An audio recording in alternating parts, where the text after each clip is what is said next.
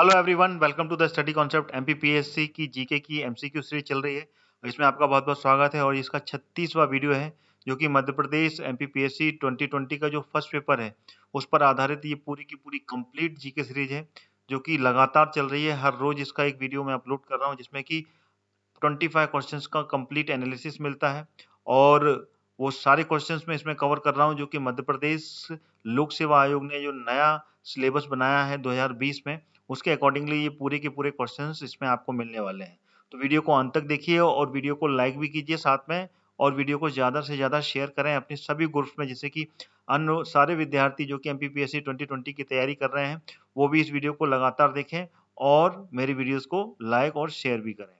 और मेरे channel study concept को अगर आप लगातार देख रहे हैं तो इसको सब्सक्राइब कर लें। ऑल नोटिफिकेशन के साथ में ऑल का रेडियो बटन आपको क्लिक करना है, देन उसके बाद में सब्सक्राइब का बटन क्लिक करना है, जिससे कि आपको सारे वीडियोस के नोटिफिकेशन मिलेंगे, एक भी वीडियो मिस नहीं होगा और कंप्लीट आप स्टडी कर पाएंगे मेरे चैनल के माध्यम से। तो चलिए शुरू करता हूँ ये 36वां वीडियो मध्य प्रदेश एमपीपीएससी के फर्स्ट पेपर पर आधारित अगले 25 क्वेश्चंस, जो कि आपको इसका कंप्लीट एनालिसिस मिलने वाला है। तो वीडियो को अंत तक आप जरूर देखिएगा। लीजिए, आ गया पहला क्वेश्चन आपके सामने। मध्य प्रदेश कृषि उद्योग विकास निगम की स्थापना कब की गई थी? वह ऑप्शन आपके सामने है, वर्ष 1958, 1962, 1969 या फिर 1980। तो इसका जो सही विकल्प है वह है वर्ष 1969 में मध्य प्रदेश कृषि उद्योग विकास निगम की स्थापना की गई थी और ये हुई थी 21 मार्च 1971 को। ठीक है, ये डेट भी आपको याद होनी चाहिए, 21 मार्च 1969 को, सॉरी, इसकी स्थापना की गई थी। और इसका जो मुख्यालय है वो कहाँ पर है? वो मध्य प्रदेश की राजधानी भोपाल में स्थित है। और कृषि उद्योग विकास निगम की स्थापना कृषि के जो विकास कार्यक्रम है और उनकी जो खाद्यान्न की उपलब्धता के लिए इस विकास निगम की स्थापना की जाती है। और इसमें वो सारे के सारे जो आधुनिक तकनीकी हैं उसको उपलब्ध कराना इनका मुख्य कार्य होता है। ठीक है,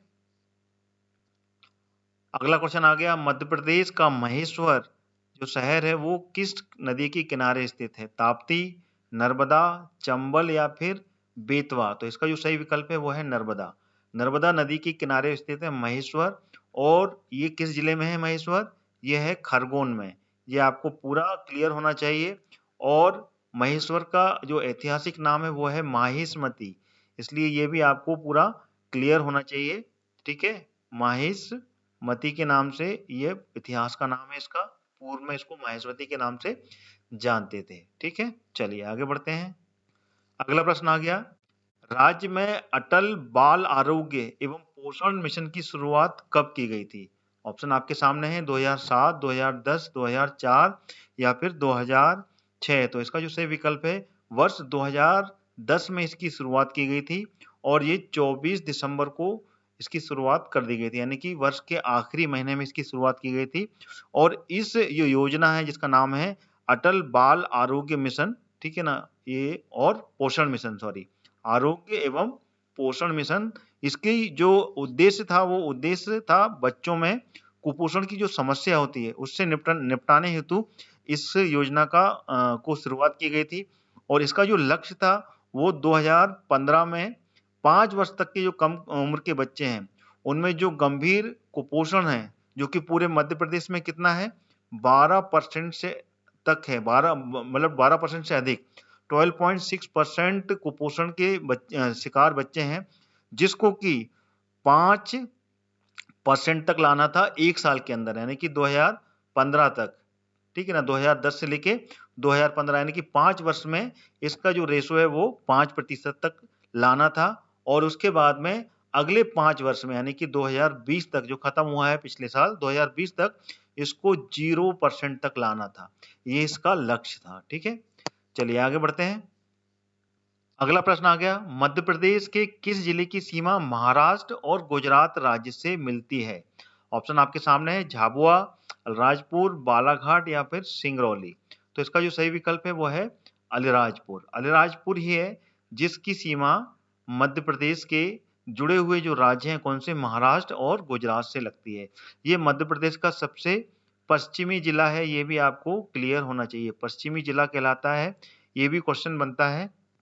इसलिए ये भी आपको पता होना चाहिए। साथ ही साथ अन्य जो ऑप्शंस हैं ये भी बहुत ही ज़्यादा आपके लिए मायने रखते हैं। इसको हम अलग कलर से आपको यहाँ पर बताने की कोशिश करते हैं। जैसे झाबुआ है। झाबुआ एक ऐसा जिला है जो कि मध्य प्रदेश की 2 राज्यों से छूता है। एक तो गुजरात से छूता है और दूसरा राजस्थान से छूता है, ठीक है? ये आपको क्लियर होना चाहिए। और बालाघाट, बालाघाट एक ऐसा जिला है जो कि महाराष्ट्र से छूता है, ठीक है ना? इंग्लिश में लिखता हूँ। और छत्तीसगढ़, सीजी, ठीक है ना? और सिंगरौली जो कि यूपी और सीजी छत्तीसगढ़ से छूता है। तो ये चारों जिले आपके लिए एग्जाम्स के पॉइंट ऑफ व्यू से बहुत इंपॉर्टेंट है, ठीक है? अलीराजपुर के बारे में इसमें क्वेश्चन भी आ गया। महाराष्ट्र और गुजरात से ये छूता है, ठीक है? मध्य प्रदेश का सबसे पूर्वी जिला जो है वो है सिंगरौली। ये भी आपको पता होना चाहिए, सबसे पूर्वी जिला है ये सिंगरौली, ठीक है? क्लियर हो गया? चलिए आगे बढ़ते हैं। अगला प्रश्न आ गया, भारत में औद्योगिक क्षेत्र के विकास के लिए औद्योगिक विकास बैंक की स्थापना कब की गई थी? औद्योगिक विकास बैंक, ठीक है ना? जिसको कि इंग्लिश में बोलते हैं आईडीबीआई, ठीक है ना? आईडीबीआई, जिसको फुल फॉर्म क्या है?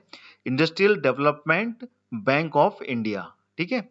ये इसका फुल फॉर्म है। तो इसकी स्थापना कब की गई थी? तो इसका जो सही ऑप्शन है वो है 1964 में इसकी स्थापना कर दी गई थी। उसके बाद में भारत सरकार ने इसको अपने अधीन 1976 में लिया। 1976 में ये भारत सरकार ने अपने अंडरटेकिंग में लिया, ठीक है? तो this is the correct form. और इसका जो मुख्य कार्य है वो क्या है? ये जो औद्योगिक क्षेत्र में जो भी उद्यम होते हैं, उद्यमों को वित्तीय सहायता प्रदान करना, यानी कि उनको लोन दिलवाना और उससे उसमें डेवलपमेंट के कार्य चलवाना, ये इसका मुख्य कार्य रहा है, ठीक है? चलिए आगे बढ़ते हैं। अगला प्रश्न आ गया आपके सामने। G20 पहल की रूपरेखा के आधार पर भारत सरकार ने 2010 में किस वित्तीय संस्था की स्थापना की गई थी? राष्ट्रीय आर्थिक एवं संवर्धन परिषद, केंद्रीय आय व्यय आकलन परिषद, या फिर वित्तीय स्थिरता एवं विकास परिषद, या वित्तीय समावेशन एवं आर्थिक परिषद? तो इसका जो सही विकल्प है वो है वित्तीय स्थिरता एवं विकास परिषद। इसकी स्थापना की गई थी और इसमें वित्तीय स्थिरता लाने के लिए इसकी पहल की गई थी, ठीक है? This is the correct answer. अगला प्रश्न आ गया आपके सामने। दक्षिण पूर्वी एशियाई देशों का जो संगठन है जिसका नाम है आसियान, इसका जो मुख्यालय है वो कहाँ पर स्थित है? काठमांडू, सिंगापुर, जकार्ता, या फिर मनीला? तो इसका जो सही विकल्प है वो है जकार्ता। जकार्ता में है इसका मुख्यालय, जो कि किस कंट्री में है? इंडोनेशिया। ये भी आपको बिल्कुल पता होना चाहिए, ये इंडोनेशिया में है इसका ये कंट्री जकार्ता। और इसमें है ये आसियान, जो दक्षिण पूर्वी एशियाई जो देश है उसका संगठन है। उसका जो फुल फॉर्म है वो क्या है? वो है association of south east Asian nation, ठीक है ना? इसका फुल फॉर्म है। और इसकी स्थापना कब हुई थी? 1967 में इसकी स्थापना की गई थी, जिसमें कि दक्षिण पूर्वी जो देश हैं कौन कौन से? एक तो यहाँ पे मैं लिख देता हूँ पूरे नाम, आपको क्लियर होगा, ऐसे बोलने में आपको याद भी ना हो। और वो टोटल देश जो है कितने हैं? 10 देश हैं उसमें, ठीक है ना? ये आपको क्लियर होना चाहिए। 10 देशों का समूह है ये, और 10 देश मिलके ये पूरे आसियान देश के जो सदस्य हैं इसमें। वो 10 देश हैं Brunei, Cambodia, Indonesia, Laos, Malaysia, Myanmar, Philippines, Singapore, Thailand और वियतनाम, ठीक है ना? तो ये आपको बिल्कुल पता होना चाहिए, ठीक है ना? ब्रुनाई, ठीक है, और कंबोडिया, फिलीपींस,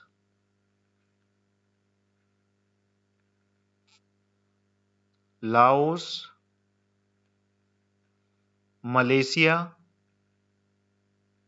5 देश तो ये हो गए, ठीक है ना? और इंडोनेशिया तो यही है जिसमें किसी जकार्ता में इसका वो है हेडक्वार्टर है, इंडोनेशिया हो गया। उसके बाद में म्यांमार और सिंगापुर, थाईलैंड और वियतनाम। इस तरीके से ये 10 देश आसियान जो संगठन बना है दक्षिण पूर्वी ऐसे देशों का, ये इसके सदस्य हैं, जो कि 1967 में इसकी स्थापना की गई थी। ठीक है, और इसके स्थापना का जो मुख्य उद्देश्य था वो था आर्थिक विकास और समृद्धि को बढ़ाना। ठीक है, उस क्षेत्र में जितने भी देश हैं वो अपनी आर्थिक विकास करें और साथ में समृद्धि करें एक साथ मिलकर, ये इसका मुख्य उद्देश्य था। आगे जाने से पहले मैं आपको बताना चाहूंगा अनअकैडमी के बारे में। अगर आप एमपीपीएससी और एमपी पुलिस की तैयारी कर रहे हैं तो अनअकैडमी आपके लिए लाया है फ्री टेस्ट। आइए जानते हैं ये कौन कौन से टेस्ट हैं और आप इनको देकर अपनी तैयारी को कैसे मजबूत कर सकते हैं। यह टेस्ट दे सकते हैं वो भी फ्री में। जो भी बच्चे एमपीपीएससी की तैयारी कर रहे हैं उसके लिए अनअकैडमी लाया है चैंपियनशिप टेस्ट सीरीज। यह टेस्ट सिर्फ आपकी तैयारी पूरी नहीं कराएगा, उसके साथ साथ मौका देगा अनअकैडमी का 1 मंथ का फ्री सब्सक्रिप्शन जीतने का। बस आपको टॉप 3 में आना है और किसी भी एग्जाम को पास करना है। जो बच्चे एमपी पुलिस और एमपी एसआई की तैयारी कर रहे हैं उनको भी निराश होने की जरूरत नहीं है, आपके लिए भी सिमिलर अपॉर्चुनिटी है। आज ही हिस्सा लीजिए और अपनी तैयारी को मजबूत करें, पाए मौका अनअकैडमी के सब्सक्रिप्शन जीतने का। आइए अब जान लेते हैं अनअकैडमी के प्लस बैचेस के बारे में जो आपकी जरूरत के हिसाब से बिल्कुल परफेक्ट हैं। जी हाँ, अब अनअकैडमी के साथ अपने प्रिपरेशन की जरूरत के अनुसार बैच ज्वाइन कर सकते हैं और अपनी एमपीपीएससी प्रीलिम्स में सिलेक्शन पक्की कर सकते हैं। यह सारे बैचेस जल्द ही शुरू हो रहे हैं और अपनी प्रिपरेशन में आप जहां पर भी हैं वहां से आपको बहुत मदद करने वाले हैं। जो बच्चे एमपीपीएससी प्रीलिम्स 2020 की तैयारी कर रहे हैं ध्यान से सुनिए। आपकी तैयारी के लिए अनअकैडमी ने लॉन्च किया है अचीवर बैच, जिसमें आपको एमपीपीएससी का कंप्लीट मार्गदर्शन मिलेगा, वो भी एमपीपीएससी के टॉप एजुकेटर से। यह बैच 18 फरवरी से शुरू हो चुका है, अभी भी देरी नहीं हुई है, आज ही ज्वाइन करें। इस कोर्स का कोड मैंने अपने वीडियो के डिस्क्रिप्शन बॉक्स में डाल दिया है, वहां से आप क्लिक करके ज्वाइन कर सकते हैं। जो बच्चे एमपीपीएससी प्रीलिम्स एंड मेंस 2020 की तैयारी इंग्लिश मीडियम में कर रहे हैं वो ध्यान से सुनिए। आपकी तैयारी के लिए अनअकैडमी ने लॉन्च किया है फाउंडेशन बैच, जिसमें आपको एमपीपीएससी का कंप्लीट मार्गदर्शन मिलेगा, वो भी एमपीपीएससी के टॉप एजुकेटर से। यह बैच 18 फरवरी से शुरू हो चुका है, अभी भी देरी नहीं हुई है, इसे आप ज्वाइन कर सकते हैं। इसका भी लिंक मैंने वीडियो के डिस्क्रिप्शन बॉक्स में डाल दिया है, वहां से आप क्लिक करके इस कोर्स को ज्वाइन कर सकते हैं। जो बच्चे एमपीपीएससी प्रीलिम्स एंड मेंस 2020 की तैयारी हिंदी में कर रहे हैं वो भी ध्यान से सुनिए। आपके लिए अनअकैडमी ने लॉन्च किया है लक्ष्य एमपीपीएससी फाउंडेशन बैच, जिसमें आपको एमपीपीएससी का कंप्लीट मार्गदर्शन मिलेगा, वो भी एमपीपीएससी के टॉप एजुकेटर से। यह बैच 19 फरवरी से शुरू हो चुका है, अभी भी देरी नहीं हुई है, आप इसको ज्वाइन कर सकते हैं। इसका भी लिंक मैंने वीडियो के डिस्क्रिप्शन बॉक्स में डाल दिया है। अनअकैडमी में इंडिया के टॉप एजुकेटर्स आपको पढ़ाते हैं, तो आज ही ज्वाइन करें, देरी किस बात की है, और अपना लक्ष्य हासिल करें। और जब आप ज्वाइन करेंगे तो मेरा कोड यूज करना मत भूलिएगा। जैसे ही आप मेरा कोड यूज करेंगे इंस्टेंट 10% का डिस्काउंट मिलेगा।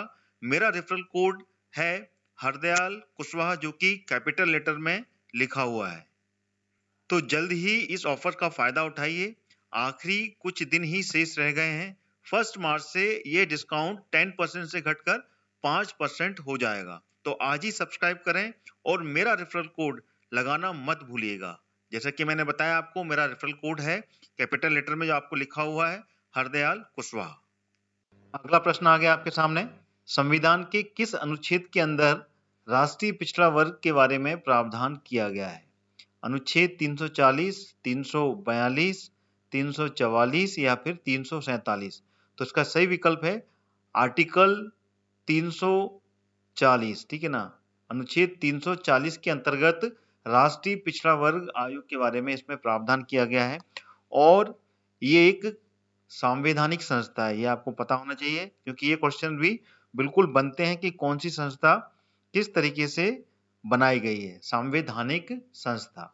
ठीक है, ये आपको बिल्कुल पता होना चाहिए। दो संस्थाएं होती हैं, एक संवैधानिक संस्था और एक सांविधानिक। और सांवैधानिक 2 संस्थाएं होती हैं, तो ये संवैधानिक है, ठीक है। तो इसको संविधान के थ्रू बनाया गया है और राष्ट्रपति के द्वारा इस संस्था का गठन किया जाता है, ठीक है। राष्ट्रपति इस संस्था के जो अध्यक्ष हैं और सदस्य हैं उनकी नियुक्ति करता है, ठीक है। ये अनुच्छेद जरूर याद रखिएगा, 340 के तहत इसमें पूरा प्रावधान किया गया है संविधान में। अगला प्रश्न आ गया, जनगणना 2011 जो सेंसस हुआ था, जनगणना हुई थी 2011, उसके अनुसार मध्य प्रदेश के सर्वाधिक साक्षर जो 3 जिले हैं वो कौन कौन से हैं?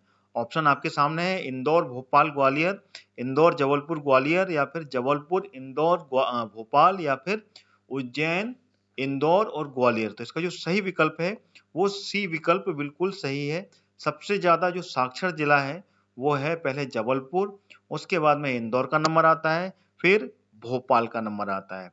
अगर इसको परसेंटेज में देखा जाए तो प्रतिशत में अगर देखा जाए तो जबलपुर का जो परसेंटेज है वो है 81.1%, ये जबलपुर का है। तो पहले नंबर पर जबलपुर है और दूसरे नंबर पर इंदौर है जिसका परसेंटेज है 80.9%, और तीसरे पर जो आखिरी पे आ रहा है तीसरे नंबर पर वो भोपाल है जो कि है 80.4% साक्षर, ठीक है ना। और सबसे अधिक अगर महिलाओं की साक्षरता के बारे में बात की जाए तो सबसे अधिक महिला साक्षर जो है वो भोपाल में है, ठीक है। और सबसे ज्यादा इसी कारण से जबलपुर को संस्कारी राजधानी कहा जाता है, क्योंकि सबसे ज्यादा साक्षर लोग जबलपुर में 2011 की जनगणना के अनुसार निवास करते हैं। अभी चल रहा है 2021, तो यानी कि ये फिर से जनगणना की साल है और जनगणना हर 10 वर्ष में की जाती है। तो इस वर्ष भी जनगणना की जाएगी, तो उसमें पूरे आंकड़े बदलने वाले हैं, ये ध्यान रखिएगा, ठीक है। चलिए आगे बढ़ रहे हैं। अगला प्रश्न आ गया, सबसे बड़ा उद्योग बीएचईएल मध्य प्रदेश का जो है वो कहां पर स्थित है? ग्वालियर में, उज्जैन में, इंदौर में या भोपाल में? तो ये मध्य प्रदेश की राजधानी भोपाल में स्थापित किया गया है, ठीक है ना। बीएचईएल जिसको कि बोलते हैं भारत हेवी इलेक्ट्रिकल्स लिमिटेड, यानी कि बिजली के जो भारी उपकरण है वो उसका निर्माण करता है ये बीएचईएल। और इसकी स्थापना कब की गई थी? ये की गई थी 1960 में। 1960 में इसकी स्थापना की गई थी। वैसे तो 1956 में ही इसकी नींव रख दी गई थी, लेकिन सही तरीके से ये चालू हुआ था 1960 में, जो कि ब्रिटेन की सहायता से। ये जरूर ध्यान रखिएगा, ब्रिटेन की इसमें जितनी भी मशीन्स लगी थी स्टार्टिंग में पूरी ब्रिटेन की कंपनी की लगी थी और ब्रिटेन की मदद से इसको पूरा स्थापित किया गया था, ठीक है।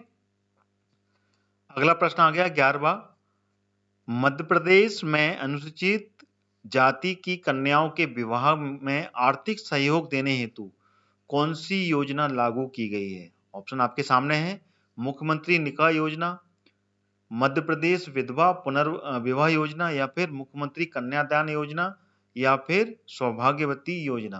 तो इसका जो सही विकल्प है वो डी विकल्प बिल्कुल सही है। सौभाग्यवती योजना के नाम से ये योजना प्रारंभ की गई, जो कि अनुसूचित जनजाति, ध्यान रखिएगा अनुसूचित जनजाति, ठीक है ना, अनुसूचित जाति नहीं है ये, अनुसूचित जनजाति के लोगों के लिए ये योजना प्रारंभ की गई और इसकी शुरुआत की गई थी 21 अगस्त 2007 को, ठीक है ना। जो कि अनुसूचित जाति के लोग हैं उनकी जो कन्या है, उनकी जो बच्ची हैं, बालिकाएं हैं, उनकी विवाह के लिए ये योजना चालू की गई। और इसमें चार कन्याओं के लिए, यानी कि 4 अगर बच्चे हैं किसी के और 4 कन्याओं की विवाह हेतु सरकार 5-5 हजार रुपए की मदद करेगी, यानी कि टोटल कितनी मदद होगी? 20,000 रुपए की मदद मध्य प्रदेश सरकार सौभाग्यवती कन्या योजना के तहत करेगी, और वो भी अनुसूचित जनजाति के लोगों को, ठीक है।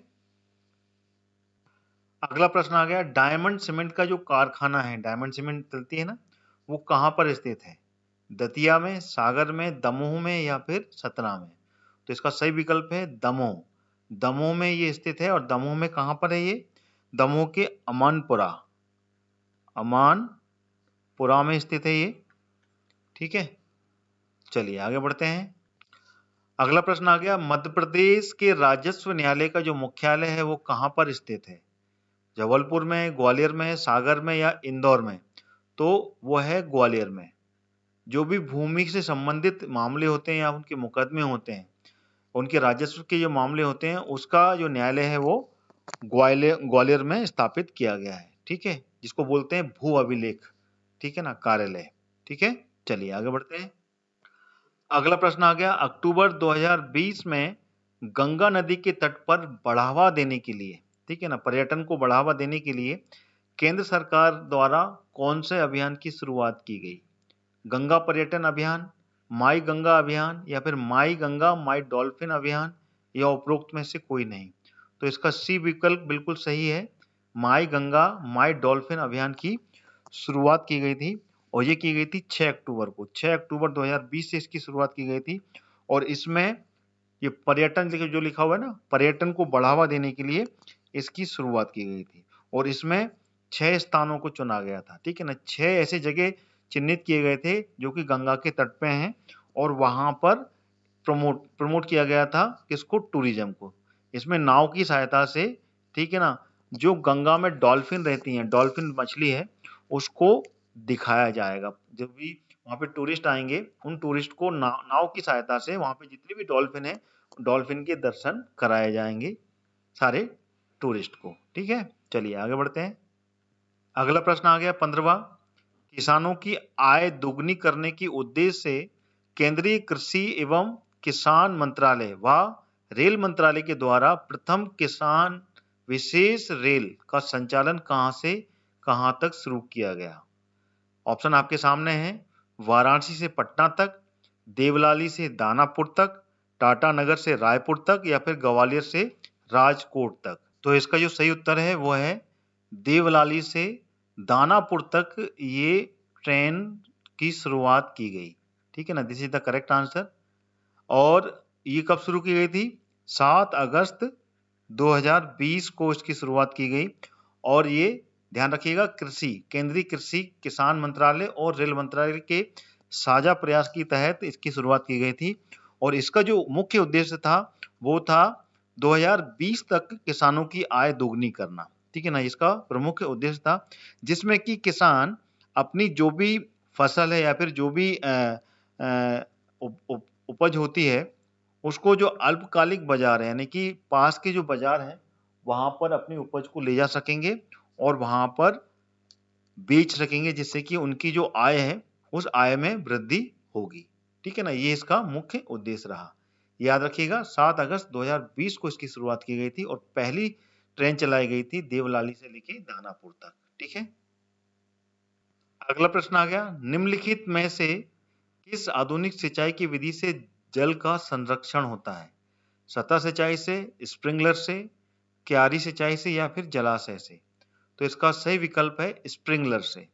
स्प्रिंकलर से जो सिंचाई होती है उससे कम पानी का उपयोग होता है और सिंचाई का जो माध्यम है वो भी सही तरीके से हो पाता है। उसके माध्यम से कम जल के खर्चे से पूरा सिंचाई भी हो जाती है और जल का संरक्षण भी हो जाता है। अगला प्रश्न आ गया, वर्चुअल रियलिटी की शुरुआत किस व्यक्ति ने की थी?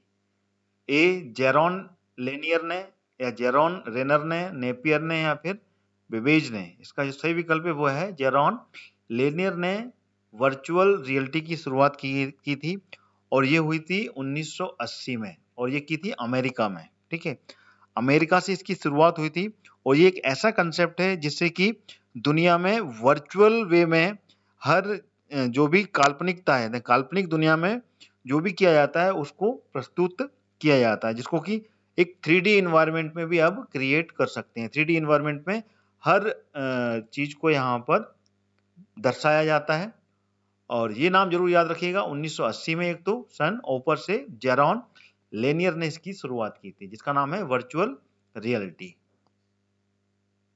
अगला प्रश्न आ गया, ऐसी इकाइयां जो कि मानव क्रियाओं की नकल करती हैं क्या कहलाती हैं? प्रोसेस, रोबोटिक्स, रोबोट, या फिर स्वचलन?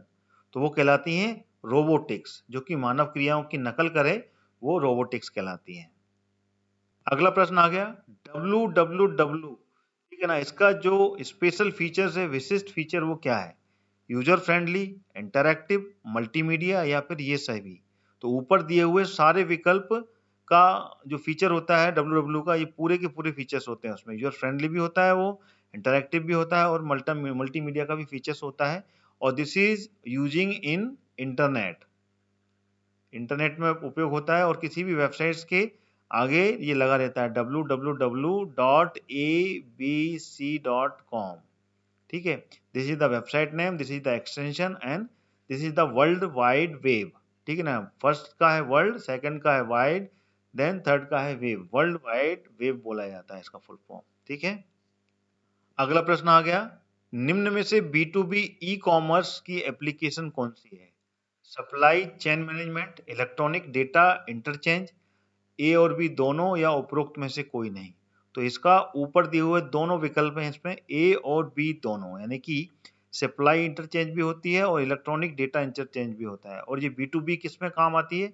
E commerce. ठीक है ना, ई कॉमर्स की जितनी भी वेबसाइट होती हैं, चाहे अमेजन हो, फ्लिपकार्ट हो या फिर शॉप क्लूज हो, जो भी ई कॉमर्स की वेबसाइट होती है, यहाँ पे कि अपन प्रोडक्ट को बाय एंड सेल कर सकते हैं, वो पूरा का पूरा B2B ई कॉमर्स एप्लीकेशंस कहलाती हैं। ठीक है, बायर टू बायर। ओके, अगला प्रश्न आ गया, कौन सी धातु ताप का अच्छा सुचालक है परंतु बिजली का बहुत ही बुरा? स्वर्ण, अभ्रक, तांबा और चांदी। तो इसका जो सही विकल्प है वो है अभ्रक। अभ्रक एक ऐसी धातु है जो कि ताप के लिए तो सुचालक होती है, यानी कि ताप को वो ट्रांसपेरेंट होती है, ताप को वो बढ़ा देती है, लेकिन बिजली के लिए वो नहीं होती, बिजली की वो सुचालक होती है, और कुचालक होती है, सॉरी, सुचालक तो इसकी होती है, ये कुचालक होती है। यानी कि बिजली अगर अभ्रक धातु से अपन बिजली की किसी भी नंगे तार को छूते हैं तो अपने को करंट नहीं लगता है उससे, इसलिए ये बिजली के लिए कुचालक है, यानी कि उससे वो करंट प्रतिरोधी का काम करता है अभ्रक। लेकिन ताप के लिए अगर किसी गर्म चीज से छुएंगे तो वो तुरंत गर्म हो जाता है, यानी कि वो हीट को ट्रांसफर करता है और बिजली को ट्रांसफर नहीं करता है। ठीक है, तो ये क्लियर हो गया आपको। तो इसमें ये सारे पॉइंट्स तो बिल्कुल इसमें से इलेक्ट्रिक पास हो सकती है, लेकिन अभ्रक में से इलेक्ट्रिक पास नहीं होती है। ठीक है, अगला प्रश्न आ गया, न्यूट्रॉन एक कण जो कि परमाणु के नाभिक का अंश होता है, इसकी खोज किसने की थी? मैडम क्यूरी ने, रदरफोर्ड ने, जेम्स चैडविक ने, या फिर मैक्स प्लांक ने? तो इसका सही ऑप्शन है जेम्स चैडविक। 1932 में इसकी खोज की थी जेम्स चैडविक ने। ठीक है, अगला प्रश्न आ गया, प्रधानमंत्री गरीब कल्याण योजना के अंतर्गत केंद्र सरकार ने कितनी धनराशि आवंटित की है? 50,000 करोड़, 1,00,000 करोड़, 1.7 लाख करोड़, या फिर 80,000 करोड़? तो इसका सही विकल्प है 1.7 लाख करोड़ जो धनराशि है वो इसमें आवंटित की है, और जिसका नाम क्या है?